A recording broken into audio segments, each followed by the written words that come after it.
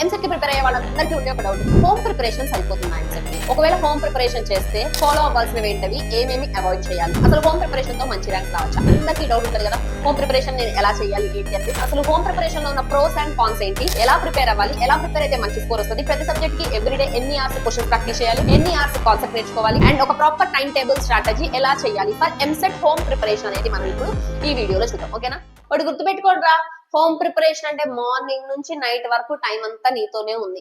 నాకు టైం లేదు, నాకు టైం సరిపోవట్లేదు అనే బహానాలు అయితే వద్దు. Right? You need to practice. నువ్వు ఉన్న టైం ని ఎలా యూటిలైజ్ చేసుకున్నావు అనేది matters.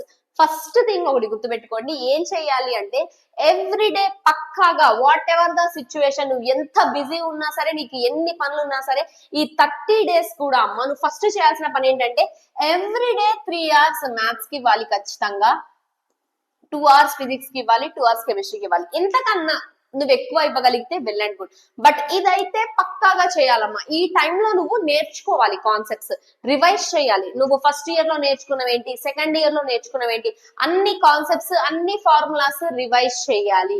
Once you are done with the revision, గుర్తు పెట్టుకోండి, హోమ్ ప్రిపరేషన్ చేసే వాళ్ళు ఎవ్రీ డే కూడా ఖచ్చితంగా short 50 questions maths, 25 questions physics, 25 questions chemistry, short practice చేయాలమ్మా. వాట్ ఎవర్ ద సిచ్యువేషన్, పక్కాగా ప్రాక్టీస్ చేయాల్సిన థింగ్ ఇవి. నువ్వు ఇంతకన్నా ఎక్కువ ప్రాక్టీస్ చేయగలిగితే వెల్ అండ్ గుడ్. ఇది మినిమం, ఇది కూడా నేను చెప్పింది అంతే, మినిమం. నువ్వు ఇది కాన్సెప్ట్ నేర్చుకోవడానికి. ఆఫ్టర్ దిస్ నువ్వు 3 hours మ్యాథ్స్ నేర్చుకున్న తర్వాత 50 questions ప్రాక్టీస్ చేయాలి, 2 hours ఫిజిక్స్ నేర్చుకున్న తర్వాత 25 questions ప్రాక్టీస్ చేయాలి, 2 hours కెమిస్ట్రీ నేర్చుకున్న తర్వాత 25 questions ప్రాక్టీస్ చేయాలి. ఎవ్రీ డే నువ్వు ఏ టైంలో చేస్తావు, morning, afternoon, evening, night, it is up to you. ఒక వైట్ పేపర్ తీసుకొని మ్యాథ్స్ 3 hours, నువ్వు ఏ 3 hours అయితే మ్యాథ్స్ చదవగలవు, ఫిజిక్స్ 2 hours, నువ్వు ఏ 2 hours అయితే ఫిజిక్స్ చదవగలవు, కెమిస్ట్రీ 2 hours, నువ్వు ఏ 2 hours అయితే కెమిస్ట్రీ చదవగలవు. నెక్స్ట్ మళ్ళీ ఒక గీత పెట్టి నెక్స్ట్ పక్కన టేబుల్లో 50 questions మ్యాథ్స్ ఏ టైంలో ప్రాక్టీస్ చేద్దాం, 25 questions ఫిజిక్స్ ఏ టైంలో ప్రాక్టీస్ చేద్దాం, 25 కెమిస్ట్రీ ఏ టైంలో ప్రాక్టీస్ చేద్దాం అనేది ఒక ప్రాపర్ గా రాసుకోండి. మీకు ఏమైనా డౌట్ ఉంటే మీకు ఆల్రెడీ టైం టేబుల్ అనేది ఒక వీడియో ప్రొవైడ్ చేశాను మీకు, ఆ వీడియో ఒకసారి వెళ్ళి చూడండి అమ్మా, మీకు క్లారిటీ వస్తుంది టైం టేబుల్ గురించి. ఓకే? లేదా హోమ్ ప్రిపరేషన్ కాబట్టి if you can prepare your own time table, it is very good. Prepare అవ్వలేకపోతే మీకు ఆల్రెడీ టైం టేబుల్ అనేది ఒకటి ప్రొవైడ్ చేశాను, you can go and watch that. Okay? Next ఒక్కసారి కొన్ని రియాలిటీ చెక్స్ మనం చూద్దాము. గుర్తుపెట్టుకోండి, 30 days ఉంది. అయ్యి బాబాయ్ 30 days ఉంది, సరిపోదేమో అనుకోద్దు. ప్రతి ఒక్కరి దగ్గర 30 days ఉందమ్మా. నీతో పాటు అందరూ బోర్డ్ ఎగ్జామ్స్ రాసొచ్చారు. రైట్? బోర్డ్ ఎగ్జామ్స్ తర్వాత ఎంసెట్ ప్రిపరేషన్ స్టార్ట్ చేసిన వాళ్ళు 60-70% మెంబర్స్ ఉంటారు ఈజీగా. ఏది ఆఫ్టర్ బోర్డ్ ఎగ్జామ్స్ ప్యూర్లీ అసలు ఎంసెట్ అంటే ఏంటి, ఏం చదవాలి, ఏం చేయాలి అని చూసిన వాళ్ళు ఇప్పుడే చాలా మంది ఉంటారు. తెలుసు కదమ్మా అందరికి, మ్యాథమెటిక్స్ ఎంత, ఫిజిక్స్ ఎంత, కెమిస్ట్రీ ఎంత. మ్యాథ్స్ లో 80 questions వస్తాయి, ఫిజిక్స్ 40 questions వస్తాయి, కెమిస్ట్రీ 40 questions వస్తాయి.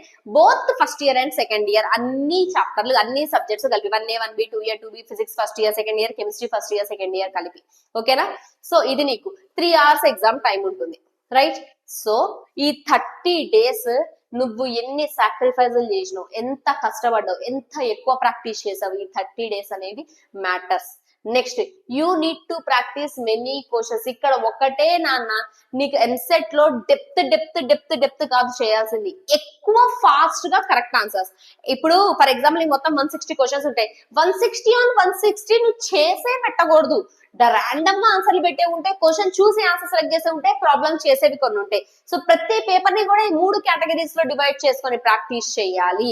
ఓకేనా? ఇంట్లో కూర్చున్నాను, నాకు చాలా టైం ఉంది, నేను చాలా టైం, ఒక గంట ఫోన్ చూస్తాను, గంట టీవీ చూస్తాను, గంట సేపు బయటికి వెళ్తాను, వచ్చిన తర్వాత ఈ రోజు నైట్ అవుట్ చేసి ప్రిపేర్ అవుతా, డే అంతా వేస్ట్ చేస్తా, ఇలా వద్దమ్మా. ఎప్పుడైనా మీరు ఒక టైం టేబుల్ కి స్టిక్ ఆన్ అయి ఉండండి. ఈ టైం కి లేవాలి, what ever the situation you have to wake up. ఈ టైంకి నేను ఇది ప్రాక్టీస్ చేయాలి, what ever the situation you have to practice. నీకు ఆ రోజు ఎన్ని పనులు వచ్చినా సరే నువ్వు ప్రాక్టీస్ చేసిన తరువాతనే నీకు ఆ పనులన్నీ.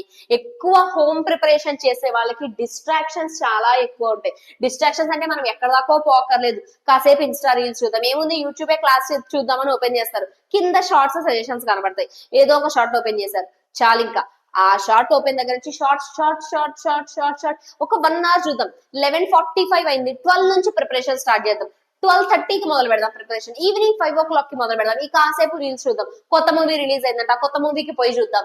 ఇదంతా వద్దమ్మా. ఒక 30 days దట్టు హోమ్ ప్రిపరేషన్ చేసే వాళ్ళకి డిస్ట్రాక్షన్స్ చాలా ఉంటాయి. ఇంట్లో మమ్మీ వాళ్ళు సీరియల్ పెట్టారు చూద్దాం, అన్నయ్య వాళ్ళు క్రికెట్ పెట్టారు, దట్టు ఐపీఎల్ సీజన్ స్టార్ట్ అవుతుంది, అన్నయ్య వాళ్ళు క్రికెట్ పెట్టారు, ఈ ఒక్క 2 hours నేను పక్కా క్రికెట్ కి ఇస్తా, తర్వాత చదువుకుంటా. నన్ను ఆ 2 hours పక్కా క్రికెట్ కి ఇస్తా అనే డెడికేషన్ ఉంది చూడండి, ఆ డెడికేషన్ ఏదో ఈ 3 hours పక్కా మ్యాథ్స్ కి చేస్తా, 2 hours పక్కా ఫిజిక్స్ చేస్తా అనేదాకా మీరు ఇటు వచ్చేటట్టు చేయండి.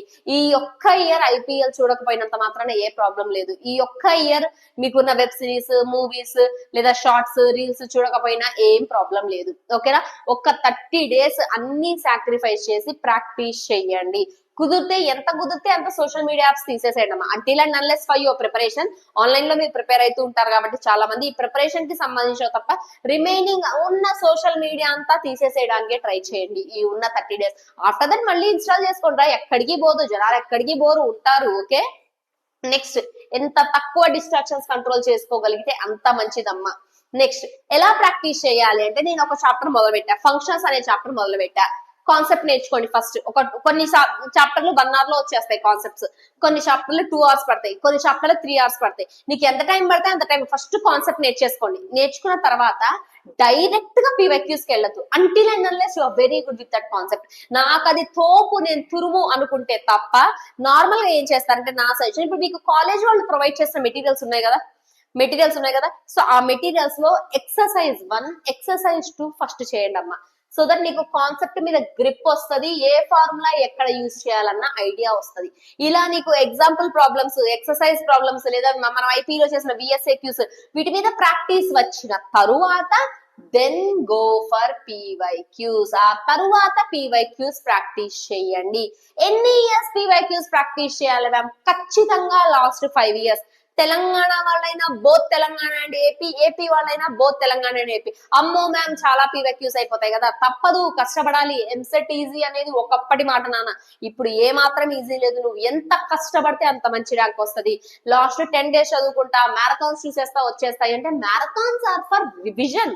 నువ్వు రివైజ్ చేసుకోవడానికి. అది నేను మ్యారథాన్ లో కాన్సెప్ట్ నేర్చుకుంటా అంటే పనవదు.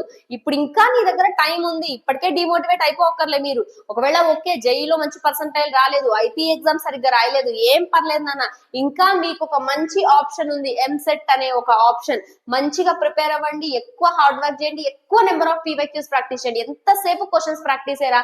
ఎంసెట్ కి ఉన్న ఫార్ములా ఏదైనా ఉంది అంటే క్వశ్చన్స్ ప్రాక్టీస్. నువ్వు ఎంత ఎక్కువ ప్రాక్టీస్ చేస్తే అంత మంచి మార్క్స్ వస్తాయి, ఎగ్జామ్ లో అంత ఫాస్ట్ గా చేయగలవు నువ్వు. ఓకే, నెక్స్ట్ మాక్ టెస్ట్లు.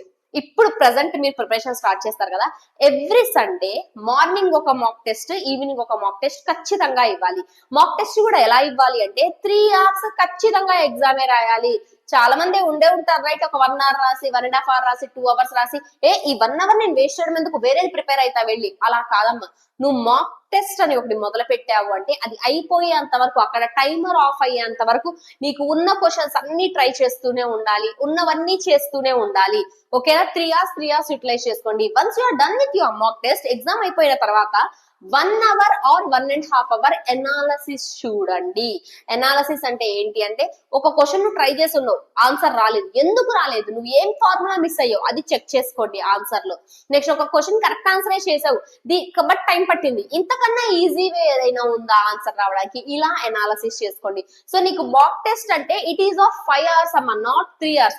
3 hours is for exam, 1.5 hour is for analysis. అది చెయ్యాల్సిందే. పొద్దున ఒకటి, సాయంత్రం ఒకటి. నెక్స్ట్ ఎగ్జామ్ డేట్స్, నీ ఎగ్జామ్ డేట్ నీకు వచ్చిన తర్వాత లాస్ట్ 10 days మాత్రం ప్రతిరోజు ఎగ్జామ్ రాయాలి. ఎందుకు రాయాలి మ్యామ్, నేను కాన్సెప్ట్ నేర్చుకుంటా 3 hours అనే థాట్ పెట్టుకోవద్దు. గుర్తు పెట్టుకోండి అమ్మా, ఎంత కాన్సెప్ట్ వచ్చినా ఎట్ ద ఎండ్ ఏంటమ్మా మీరు చేయాల్సింది, ఎగ్జామ్ రాయాలి రైట్. ఎట్ ద ఎండ్ నువ్వు ఆ మానిటర్ ముందు కూర్చొని ఆన్సర్స్ సెలెక్ట్ చేయాలి, నువ్వు ఎగ్జామే రాయాలి. నీకు ఫంక్షన్స్ డెప్త్ గా వచ్చు కాన్సెప్ట్, నో యూస్. ఎగ్జామ్ లో నీకు ఫార్ములా గుర్తొచ్చిందా లేదా, ఆన్సర్ పెట్టావా లేదా, ఎన్ని different models of questions practice చేసినా, ఎన్ని మాక్ టెస్ట్ రాసినా చాలా హెల్ప్ అవుతుంది అమ్మా మీకు అది. ఓకేనా? ఒక్కటే రా సీక్రెట్, ఫాస్ట్ గా చేయగలగాలి. రాసే ప్రతి ఒక్క మాక్ టెస్ట్ కూడా ఇదే నీ ఫైనల్ ఎగ్జామ్ అనుకో నైట్. నువ్వు ఫైనల్ ఎగ్జామ్ లో కూర్చున్నావు, అప్పుడు టీవీ బంద్ చేయడానికి, ఫ్యాన్ ఆన్ చేయడానికి, లైట్ ఆన్ చేయడానికి వెళ్ళవు కదా, ఆ 3 hours what ever the situation కూర్చోవాలి, ఎగ్జామ్ రాయాల్సిందే ఖచ్చితంగా. అలాగా రాయండి మాక్ టెస్ట్లు, ఖచ్చితంగా మిస్ కోర్ ఇంప్రూవ్ అవుతుంది. డే 1 రాదురా, డే 2 రాదు, థర్డ్ మాక్ టెస్ట్ రాదు, తర్వాత మాక్ టెస్ట్ లో ఈజీగా మంచి స్కోర్ వచ్చేస్తామా మీకు. ఓకేనా. చాలా మంది అనే ఉంటారు కదా మీతో నవ్వదు, మీకు మంచి ర్యాంక్ రాదు, అనవసరంగా మనీ వేస్ట్ చేపిస్తున్నారు అని. ఇంకా టైం ఉంది, ఆన్సర్ ఇవ్వండి అందరికి.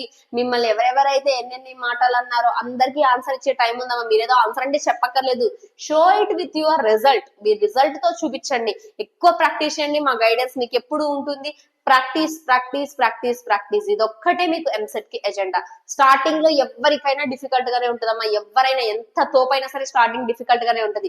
బట్ కన్సిస్టెన్సీతో ప్రాక్టీస్ చేస్తే, హోమ్ ప్రిపరేషన్ అయినా కాలేజ్ ప్రిపరేషన్ అయినా కన్సిస్టెన్సీతో ప్రాక్టీస్ చేస్తే ఖచ్చితంగా you can get very very very very very good rank. Okay.